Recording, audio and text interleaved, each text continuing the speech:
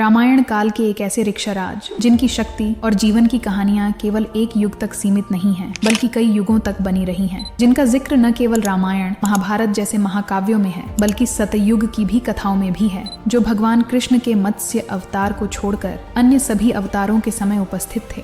ये कथा है रिक्षराज जामवंत जी की, एक भालू राजा जो राम और कृष्ण दोनों के जन्म के समय उपस्थित थे।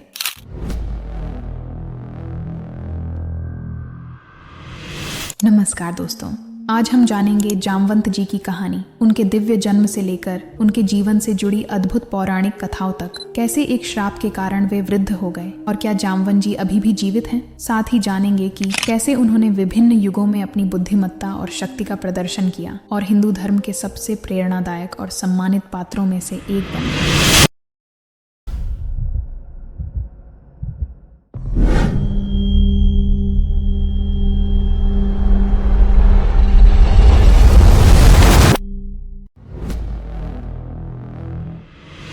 त्रेता युग में जब रावण की दुष्टता के कारण उत्पन्न परेशानियां और कठिनाइयां असहनीय हो गईं, तो देवी पृथ्वी और स्वर्ग देवता निवारण के लिए ब्रह्मा जी के साथ क्षीर सागर में महाविष्णु के पास गए। महाविष्णु ने कहा कि वह अयोध्या के राजा दशरथ के पुत्र के रूप में अवतार लेंगे और रावण का वध करेंगे। ब्रह्मा जी को उनकी मदद के लिए बंदरों को उत्पन्न करने का निर्देश दिया गया था। तदनुसार ब्रह्मा जी ने जामवंत जी और कई अन्य वानरों की रचना की। जामवंत जी के जन्म के विषय में मुख्यतः पुराणों में दो कथाएं मिलती हैं। वाल्मीकि रामायण के बालकांड के अनुसार ब्रह्मा जी बहुत देर तक बैठकर वानरों की सृष्टि के बारे में सोचते रहे। काफी समय तक वानरों की रचना पर विचार करने के बाद ब्रह्मा को जम्हाई लेने की इच्छा महसूस हुई। जैसे ही उन्होंने अपना मुंह खोला, जाम्बवान अनायास ही बाहर आ गए।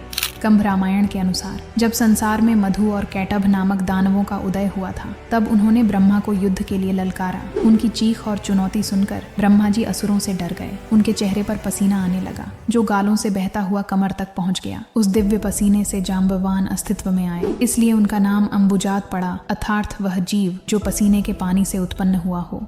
चूंकि वह जम्बूनाथ देश में प्रवेश करने वाले पहले व्यक्ति थे, इसलिए उन्हें जाम्बवान कहा जाता था। उस समय जामवंत के जन्म का मुख्य कारण देवासुर संग्राम में देवताओं की सहायता करना था।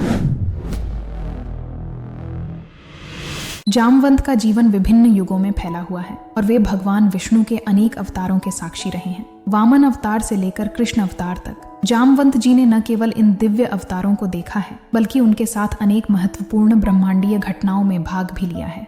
जब श्री विष्णु राक्षस मधु और कैटभ से युद्ध कर रहे थे, तब जामवंत जी वहां मौजूद थे। उन्होंने ताली बजाई और युद्ध का आनंद लिया, जिसके अंत में विष्णु जी ने मधु और कैटभ को मार डाला। उनकी उम्र अज्ञात है, क्योंकि उनका जन्म कब हुआ इसका कोई समय नहीं था।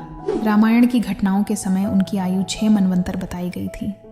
जामवंत का जन्म सतयुग में हुआ था और वे त्रेता युग और द्वापर युग में भी जीवित रहे। उन्होंने रामायण और महाभारत की महत्वपूर्ण घटनाओं में भाग लिया और अपनी बुद्धिमत्ता और शक्ति से धर्म की रक्षा की। एक कथा के अनुसार जब जामवंत युवा थे, उन्होंने समुद्र मंथन देखा था। उनकी उपस्थिति इस बात का प्रमाण है कि वे सतयुग से ही मौजूद थे। उन्हें देवताओं से रोग निवारक वनस्पति विशल्यकर्णी के बारे में पता चला। बाद में उन्होंने इस जानकारी का इस्तेमाल किया और हनुमान तक पहुंचा दिया। जामवंत की आयु अत्यंत लंबी थी और उनका जीवन किसी एक युग तक नहीं, बल्कि तीनों युग सतयुग, त्रेता युग और द्वापर युग में फैला हुआ है। माना जाता है जामवंत जी अमर हैं तथा कलयुग के अंत में कली के वध के लिए कल की अवतार तथा 7 चिरंजीवी के साथ जामवंत जी भी प्रकट होंगे। कंभ रामायण के अनुसार जामवंत जी का जन्म तब हुआ था जब कोई ब्रह्मांड या समय नहीं था, इसलिए उनकी उम्र या जन्म तिथि का पता नहीं लगाया जा सका। श्री राम के समय जाम्बवान की आयु 6 मनवंतर और 164 चतुर्युग थी। माना जाता है वर्तमान युग सप्तम मनवंतर का 28वां चतुर्युग है। यह पता लगाना कठिन है कि जाम्बवान वानर थे या भालू। आमतौर पर उन्हें एक वृद्ध भालू के रूप में चित्रित किया गया है, लेकिन कुछ भारतीय ग्रंथों में उन्हें बंदर के रूप में भी वर्णित किया गया है। वाल्मीकि रामायण में जाम्बवंत जी को कपि अर्थात बंदर और भालू शब्दों से दर्शाया गया है। वाल्मीकि रामायण के बालकांड में जाम्बवान जी को शपुंगव भी कहा गया है। इससे यह माना जा सकता है कि जाम्बवान एक भालू थे। महाविष्णु की मदद करने के लिए ब्रह्मा जी का उद्देश्य दिव्य बंदरों का सृजन करना था, इसलिए जाम्बवान को रीछ या वानर मानना भी गलत नहीं है। जामवंत, जिन्हें विष्णु पुराण में एक कोटि सिंहों के समान शक्तिशाली और मुख्य महाकाव्य रामायण और महाभारत में एक अद्भुत योद्धा के रूप में वर्णित किया गया है, जामवंत जी को अत्यंत अत्यंत विद्वान, बुद्धिमान, वेद पाठी और सदा अध्ययन करने वाला बताया गया है। उन्हें सभी वेद, पुराण, शास्त्र कंठस्थ थे। श्री राम की सेना में वे सबसे वयोवृद्ध और बुद्धिमान थे और इसी कारण श्री राम भी उनका बड़ा सम्मान करते थे। जामवंत की सामर्थ्य केवल उनकी शारीरिक शक्ति तक सीमित नहीं है, बल्कि उनकी रणनीतिक प्रवीणता और युद्ध में उनकी बुद्धिमत्ता भी उन्हें एक महान योद्धा बनाती है। जाम्बवंत जी को जाम्बवन, जाम्बवान, जाम्बवंता या जम्बुवान के नाम से भी जाना जाता है। उन्हें हिमालय का राजा भी कहा जाता है, जिन्होंने भालू का रूप धारण किया और श्री राम की सहायता के लिए पृथ्वी पर आए। पौराणिक कथाओं के अनुसार वामन अवतार के समय जामवंत जी अपनी युवावस्था में थे और अत्यंत बलशाली थे। जब भगवान वामन ने 3 कदम नापकर तीनों लोगों को 2 चरणों में माप लिया, तब उन्होंने यह दिव्य घटना देखी और त्रिविक्रम की प्रबल शक्ति से परिक्रमा की थी। ऐसा माना जाता है कि जब भगवान वामन महाबली से तीनों लोकों को प्राप्त कर रहे थे, तब जामवंत जी ने एक ही छलांग में वामन अवतार की 21 बार परिक्रमा की थी। बिजली की गति की इस यात्रा में उनके पैर का अंगूठा महामेरु पर्वत के सर्वोच्च शिखर को छू गया, जिसे महामेरु ने अपना अपमान समझा और जामवंत जी को श्राप देते हुए कहा कि तुम्हें अपनी गति और जवानी पर घमंड है, अब से तुम्हारा शरीर वहां तक नहीं पहुंच पाएगा जहां तक तुम्हारा दिमाग पहुंचता है और तुम हमेशा बूढ़े रहोगे। इस श्राप के कारण जाम्बवान बूढ़े हो गए और अपनी इच्छा पूरी करने में असमर्थ हो गए। जामवंत जी की सबसे लोकप्रिय कहानियां रामायण से जुड़ी हुई हैं। उन्होंने भगवान राम की रावण के खिलाफ लड़ाई में महत्वपूर्ण भूमिका निभाई और हनुमान को लंका तक छलांग लगाने के लिए प्रोत्साहित किया। जब लक्ष्मण युद्ध में घायल हो गए, तब जामवंत ने अपने ज्ञान से संजीवनी बूटी ढूंढने में हनुमान की मदद की। उन्होंने हनुमान को बताया कि संजीवनी बूटी कहाँ मिलेगी और उसकी पहचान कैसे करनी है। जामवंत और हनुमान की मित्रता भी रामायण की एक प्रसिद्ध कहानी है। जब वानरों को पता चला सीता देवी को खोजने के लिए समुद्र पार करना होगा, तो वे दुविधा में पड़ गए। इस बिंदु पर विभिन्न वानरों ने विभिन्न दूरी तक छलांग लगाने की अपनी क्षमता के बारे में बात की और कुछ ने कहा कि वे समुद्र पार कर सकते हैं लेकिन वापस नहीं आ सकते। हनुमान को चुपचाप खड़े देखकर ब्रह्मा के पुत्र जाम्बवंत जी ने शक्तिशाली वायुपुत्र से बात की और उन्हें उनकी शक्तियों और क्षमताओं की याद दिलाई। एक ऋषि के श्राप के कारण हनुमान जी ने अस्थायी रूप से अपनी स्मृति और शक्ति खो दी थी। उन्होंने धीरे से हनुमान जी को उनके अतीत के माध्यम से निर्देशित किया। उन्हें उनकी दिव्य उत्पत्ति, विभिन्न देवताओं से प्राप्त वरदानों और उनकी ताकत और चपलता के अविश्वसनीय कारनामों की याद दिलाई। जैसे ही हनुमान जी को अपने वास्तविक स्वरूप का स्मरण हुआ, उनकी खोई हुई शक्तियां और आत्मविश्वास फिर से जाग उठा।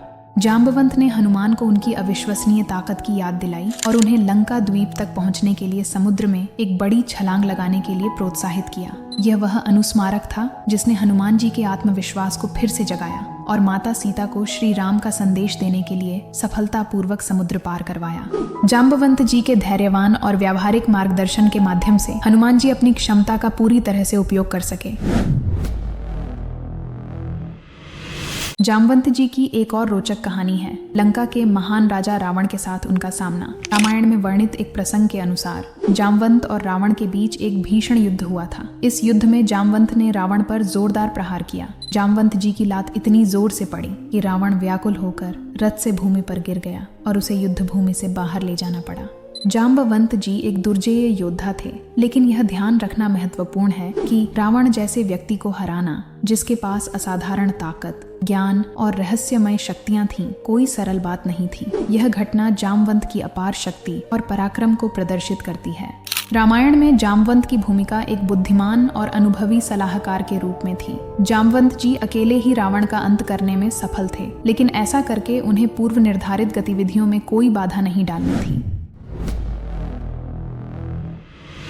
जामवंत की कहानियों में से एक सबसे रोचक और प्रसिद्ध कहानी है स्यमंतक मणि के लिए उनका भगवान कृष्ण के साथ युद्ध। स्यमंतक मणि एक अत्यंत मूल्यवान रत्न था। सूर्यदेव ने यह रत्न स्यमंतक राजा सत्राजित को दिया था। स्यमंतक मणि अपने मालिक को सोना देती है और किसी भी बीमारी से बचाती है। एक बार स्यमंतक का छोटा भाई सेन उसे पहनकर शिकार के लिए जंगल चला गया। एक सिंह ने उसे मार डाला और मणि मुंह में रखकर जंगल की ओर जा रहा था। तभी जाम्बवान ने उसे मार डाला और मणि ले ली।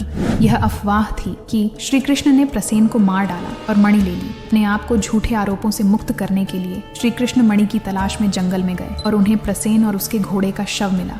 पैरों के निशान देखकर उसे पता चला कि उन्हें किसी शेर ने मार डाला है। कुछ कदम की दूरी पर उसे शेर का शव और भालू के निशान मिले।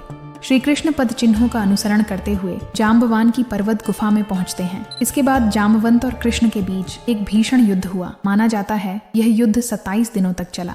युद्ध के दौरान जाम्बवंत जी ने श्री कृष्ण की दिव्यता को पहचाना और उन्हें अपनी बेटी जाम्बवती का हाथ विवाह के लिए देने का निर्णय लिया। इस विवाह के माध्यम से जाम्बवंत ने अपनी वंशावली को मजबूत किया और भगवान कृष्ण के साथ अपने संबंधों को और भी गहरा किया। साथ ही हमें जाम्बवंत जी की शक्ति का पता चलता है, जिन्होंने इतने समय तक श्री कृष्ण से युद्ध किया। दोस्तों, ये थी महान ऋक्षराज जाम्बवंत जी के जीवनी का संक्षिप्त वर्णन, जिनकी गाथा एक नहीं बल्कि कई युगों से चली आ रही है। कई पौराणिक कथाओं और पुराणों के अनुसार वे आज भी जीवित हैं तथा कलयुग के अंत में प्रकट होंगे। इस पर आपके क्या विचार हैं? कमेंट करके जरूर बताओ।